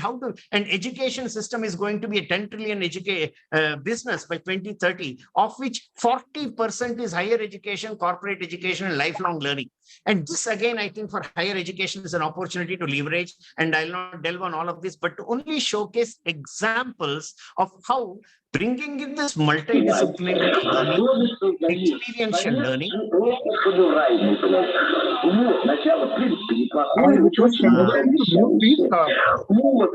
Can somebody switch off their volume, please? Yeah. Let me just, I'm just muting just a second. Yeah, thank you. Yeah. So Yeah, please. we are saying we are in this new age wanting to build from bottom up, like our Taj Mahal, rather than the ancient Tanjavur temple, like Brihadishwara temple, where first the god was consecrated and then the linga was consecrated and then the temple was built. That is like saying, taking an analogy from silicon technology. You take a huge wafer and then cut them and make millions of small billions of devices in an integrated circuit. But now we want to build the Taj Mahal of the future with Indian knowledge, Indian ecosystem, Indian people, Indian wealth. And that is where I think we want to call this process as a device of innovative transformation enabled through desirable. Whatever we do in teaching, learning, experiments, can we bring in and see if there's a desirability, effective feasibility, viability, economic viability, sustainability, and especially make sure when we teach about the ways of working, the tools of working, ways of thinking, and ways of living, it leads to critical thinking, creative thinking, communication, and collaboration with a multidisciplinary approach for products and solution. So next few minutes, I'll just show some examples of how using this multidisciplinary approach, because we always, Chanakya had always said, Siddhir Bhushyati Vidya. I mean, the crowning glory or the embellishment of knowledge is actually practicing it effectively. And that is what the new education policy is wanting us to do. And this is just to say that in the last 10 years, bringing this multidisciplinary approach, linking knowledge and skill together with experiential learning, we have been able to create about 1,000 crores of infrastructure and enabling students to get experiential learning, hundreds of entrepreneurial companies happening, 100 companies investing close to 300 crores in Indian academic system. Again, not any government institution. One, a 45-year-old institution from 45-year-old of teaching in next 5 years becoming best teaching institution, and Government of India choosing it for India's accreditation to be approved for Washington Accord.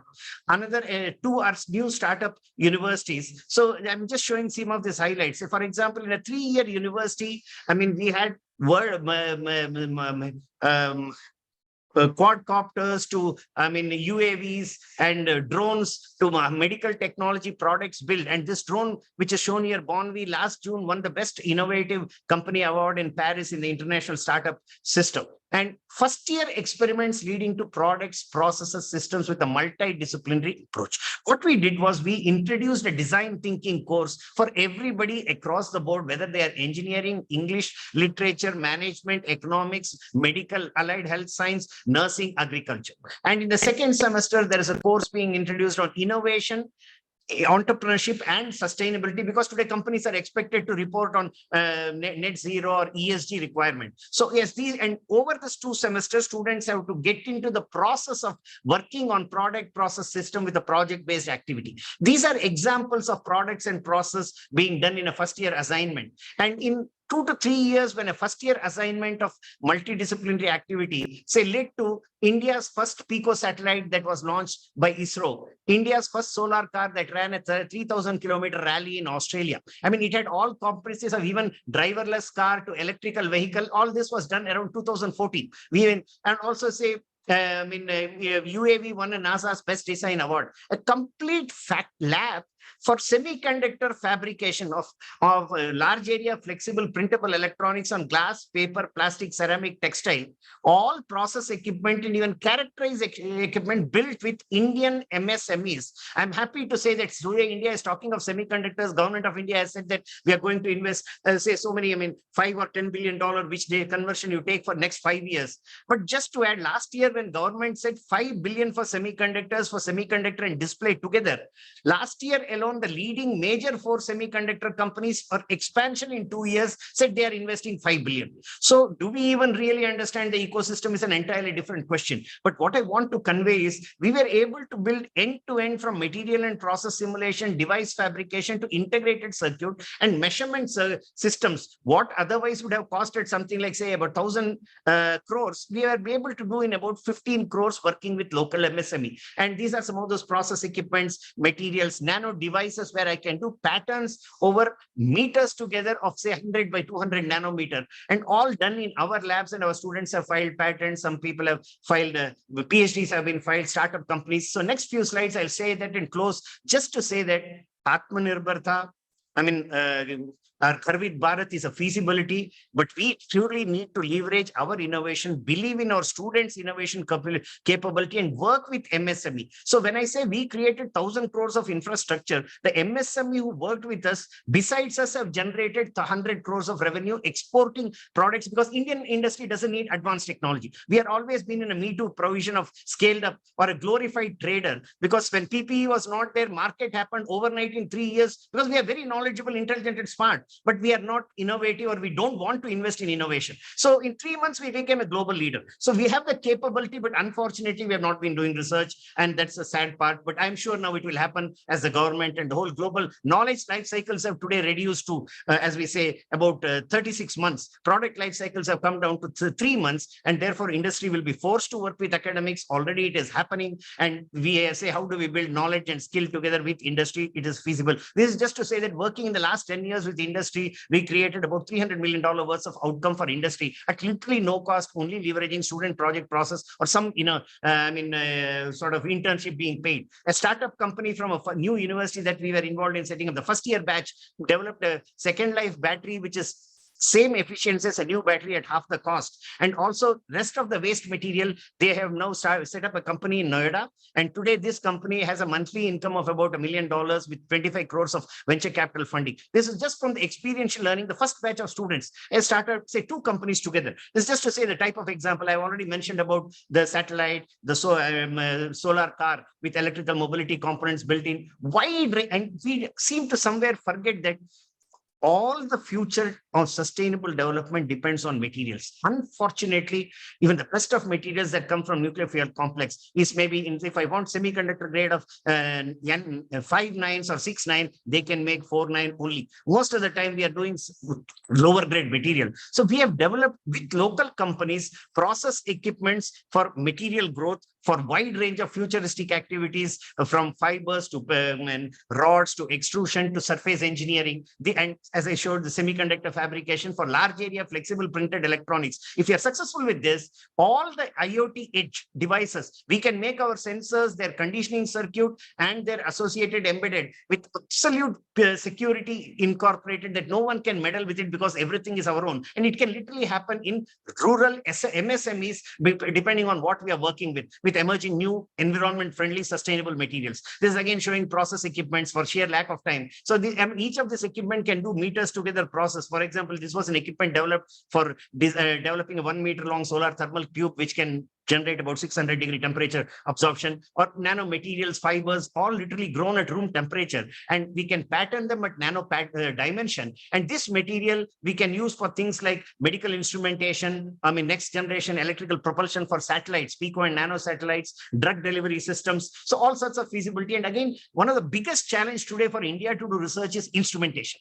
We don't have instrumentation. We are talking of electronics, materials, sensors, but a basic probe station typically costs something like, say, 30 to 40 lakhs when imported. We made it with an Ambala for just 2 lakhs. And after we did and put it for first year experiments rather than PhD, even India's Institution of Excellence, all national institutes to DR defense labs bought it from that Ambala vendor to do some of this measurement, or next generation measurement for terahertz devices using vacuum nanoelectronics, a room temperature lighting system based nanomaterial based lighting, which can actually be better than LED and made in a bulk factory. So I'm just showing some of these examples to share that, and this is a new electronic material which can be grown on glass, paper, plastic at room temperature without any environment pollution, and devices made out of it. For sheer lack of time, I will not elaborate, but just to say that how with innovation, for example, this equipment can do work of 5 different equipments if they bought independently, about 10 crores, done at 1.25 crores. So as I said, I'm just showing some examples of saying even small universities with a bit of thought and innovation can create wide range of materials, product, process, next generation disruptive technology in Indian academic system. But yes, I mean, Indian academic model, even let's say funding private institutions, though government said way back in 2017, it's still to happen. And there is a lot of processes and issues, but we are not complaining. All I'm saying is, if we truly believe in ourselves, we can do technology from aerospace to agriculture, environment to medical implants in every domain, and experiential learning for students starting from first year with a multidisciplinary approach.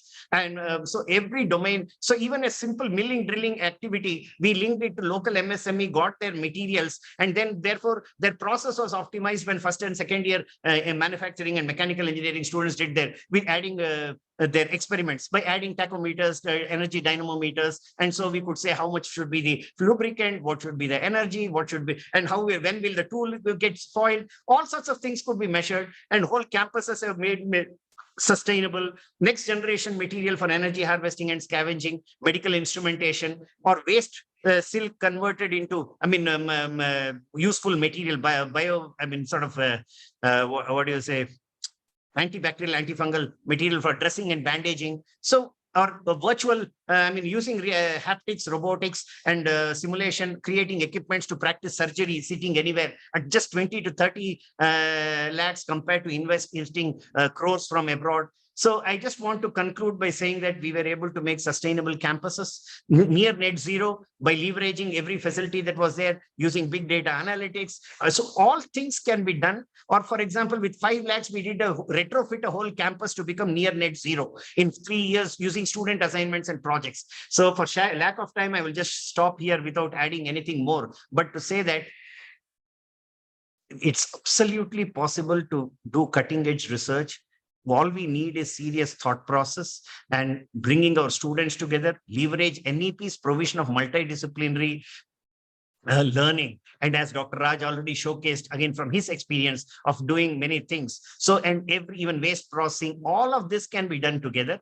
And there is a huge scope. And this is just to show a set of small companies with whom we have worked. And say, for example, the Omicron Scientific, with which we made the terahertz measurement device, today has developed diamond in the lab, up to 7 carats grown in the lab. And they are doing it for, say, Surat-based companies. So education policy, the new environment where industry is willing to work with industry, academic institutions, an opportunity for academics to start working with industry. And I say my simple mantra is 5 Ys, like the 5 Indriyas. The curriculum has to be based on making sure that it incorporates the provision for information, inquiry, innovation, implementation, and impact to be studied as a metrics in the formulation and in the outcomes. If we, the Nava Kavachas of 9 Cs, if we can measure them, I think anything can happen. And also make sure all labs that we have are extended and expanded to be enabling skill from ITI to PhD level by looking at world scale corporation. They have defined the parameters that needs to be done. If you go to companies, it is very difficult. But if we curate it again, what could be a 200 crore facility can literally happen 2 to 3 crores. These are about 20 labs that we have been involved in curating in line with world skill. And happy to say that in my previous institution,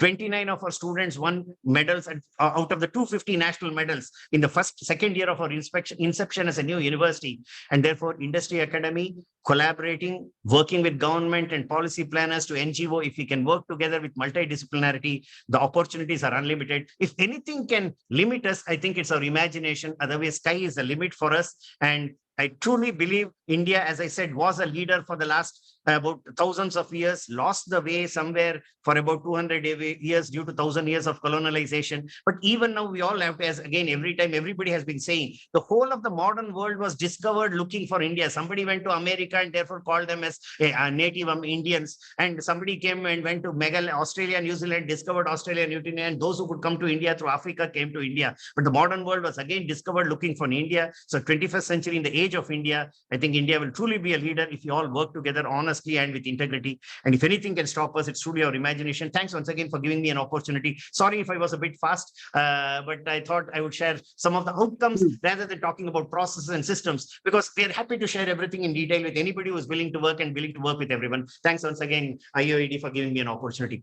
And wish you all a very happy 76th Independence Day. Yeah. Thank you very much, sir. It was really wonderful. And the way your university is working in R&D, I think it's really doing wonders on the ground. It will be a pleasure to come and meet you and see the things happening on the ground. And as a true visionary, you're implementing it. So that's where it's a fantastic thing, sir. Thank you very much for sharing your thoughts. We have next speaker. He's Professor Achintya Kumar Pandey. I'll just share his profile just 1 second. Your things are so good, sir. I was just thinking how to summarize you, because everything you're doing, which is beautiful, Dr. Satyanarayana. So we have Professor Achintya Kumar Pandey. He's from Ajay Kumar Garg Engineering College, UP. He's an excellent educator. He's a visionary leader and has been in the education sector for more than 20 years. He's delivered many seminars in digital technologies and allied sectors. He's the recipient of many prestigious awards in the technology sector. So over to you, Dr. Achintya. Thank you. Thank you very much for gracing the occasion. Yeah. Thank you, sir. I am really honored to be invited by the IOED, International Organization for Educational Development. I would like to extend my gratitude to Dr. Arvind Kumar Sharma, President IOED, Colonel Barara, Executive, Secretary General and UN Representative, IOED, and of course, one of bright mind, caring, sensible, and intelligent, my student, Dr. Neha Sharma, the Vice President of IOED. I really feel pride to introduce Dr. Neha. She's wonderful. Anyway, once again, I extend my gratitude to all. A country of 1.4 billion people, of course, growth is inevitable. What we need is quality growth. India has overtaken the UK to become the world's 5th largest economy, and now is behind only the US, China, Japan, Germany, according to IMF projections. India is emerging at the 3rd largest ecosystem for the startups globally, and over 84,000 startups recognized for the government exist today. In terms of nominal GDP, we are already the 5th largest economy, and soon we hope to overtake Germany to become the 4th largest economy in the world. Coming to the context, how can we utilize indigenous resources to become the world's largest economy? I would like to address my views on that. India's unemployment rate now is approximately 8%, 7.9%, while it was 5.36% in 2008. So we need to put more and more people into the workforce. If not, we will have jobless growth. Now the labor issues, especially participations of women, you cannot grow without employing more women. It's like fighting with one hand tied behind your back. Unfortunately, India is doing that. Only 29% of women between 15 to 59 years of age working in India. Among men, this number is 80%. This survey is from Periodic Labor Force Survey. We need to improve this urgently. Second, what I thought is boosting manufacturing. India GDP is still dominated by the service sector, things like software, consulting, call centers. They make up more than 50%, and manufacturing is just about 25%. Factories are the bedrock of any development plan. They create more jobs. So India needs more factory. And third one is competitiveness. Simply producing stuff is not enough. This product must be competitive.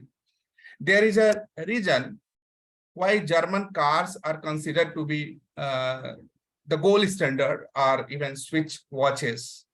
There is also a reason why people love made in China. So we need both quality and quantity. How do we get? Of course, by investing in human resources, by attracting more foreign investment and knowledge. Now I conclude that more women in the labor force, more skilled jobs for the youth, narrowing wealth gap, cheaper healthcare, that's all what we need. India has perfect opportunity to build out of this. It's all about seizing the moment. So with this word, I just conclude. And once again, I thanks to the team of IOED to become the part and sharing on this, sharing my view on the 76th Independence. Thank you, everyone. Thank you, Neha. Thank you, Sarma sir. And thanks, everyone. Jai Hind. Thank you, Dr. Chinta. Jai Hind. And we have the last speaker. We'll do it a bit quicker. So we have Mr. J.K. Mishra. Just one sec. Just share his profile.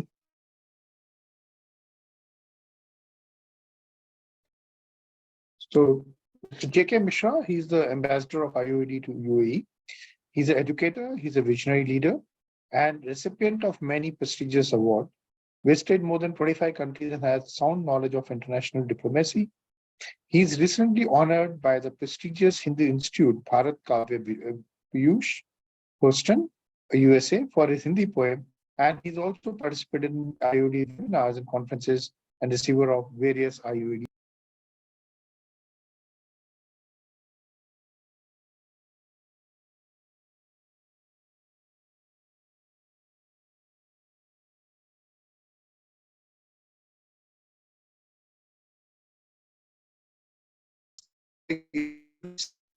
The video.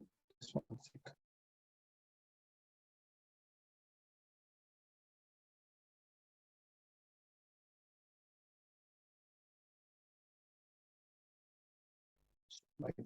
That's right. So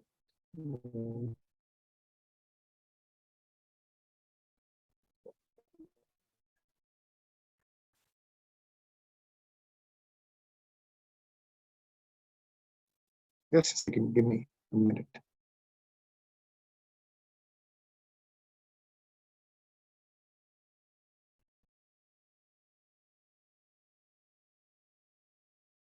Please tell me when you are able to see the screen.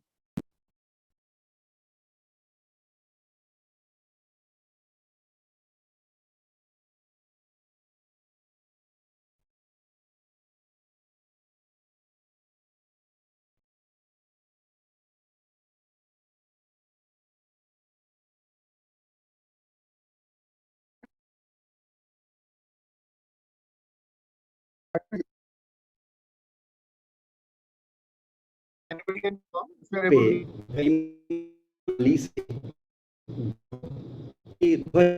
रहे और विजय बजे सौरभ विस्तृत हो पृथ्वी पर गूंजे एक ही नारा सारे जहां से अच्छा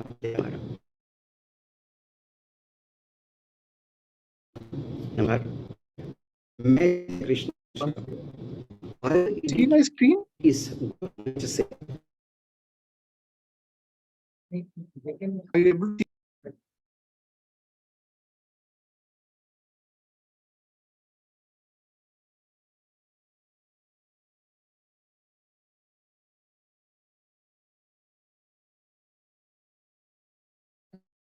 think there's a network challenge from my side. Can you see the screen? Please confirm.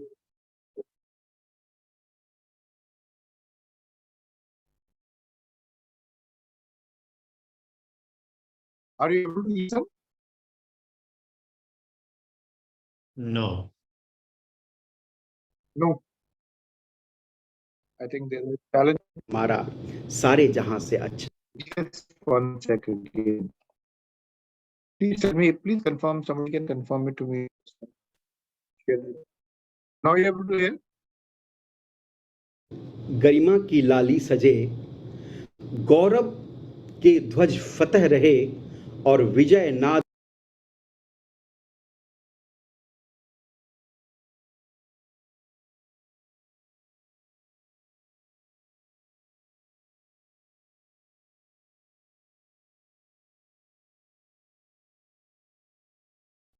No, just try it. Just see if you can hear. Bharat माँ के माथे पे गरिमा की लाली सजे, गौरव के ध्वज फतह रहे और विजय नाद की ध्वनि बजे।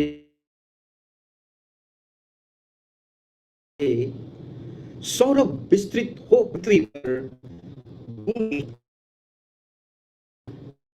सारे जहां से अच्छा हिंदुस्तान हमारा, सारे जहां से अच्छा हिंदुस्तान हमारा। नमस्कार, मैं जय कृष्ण मिश्रा IOED के इस गौरवशाली मंच से आपके समक्ष भारत के गौरव की महिमा गाथा को चंद लम्हों में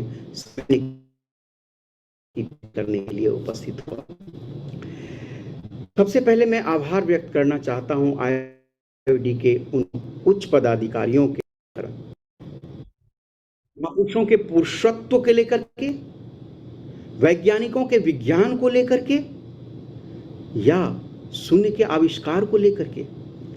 बहुत सारे पहलू हैं जिसको लेकर के हम प्रत्येक क्षण गर्वान्वित महसूस करते हैं भारतीय होने का, भारतीयता प्राप्ति होने का।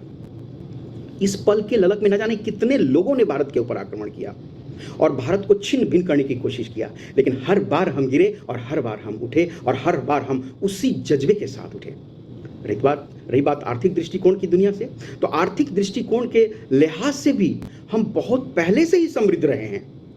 प्रतिभाशाली और दिवंगत आर्थिक इतिहासकार श्री अंगस मेडिसिन ने अनुमान लगाया कि भारत आश्चर्यजनक रूप से 1.5 सहस्त्रावधि तक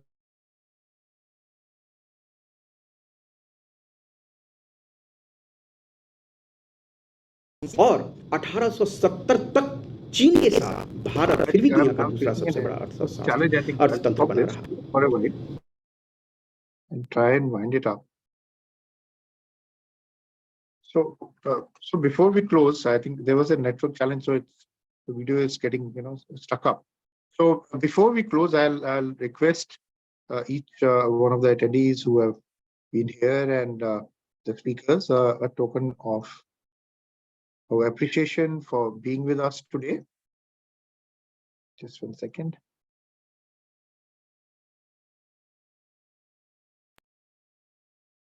Please, if you see the screen, that will be great. So, certificate of appreciation to His Excellency Cyril Garbuchi, ex-Prime Minister of Moldova.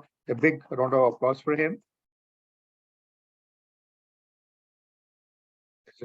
So, next is Professor Dr. Shamita Samanta for being with us today, and please accept a certificate of appreciation from us. It's a real pleasure. You were there and you gave very pertinent points to us. Dr. Charu Malhotra, I think she's left. She had another meeting.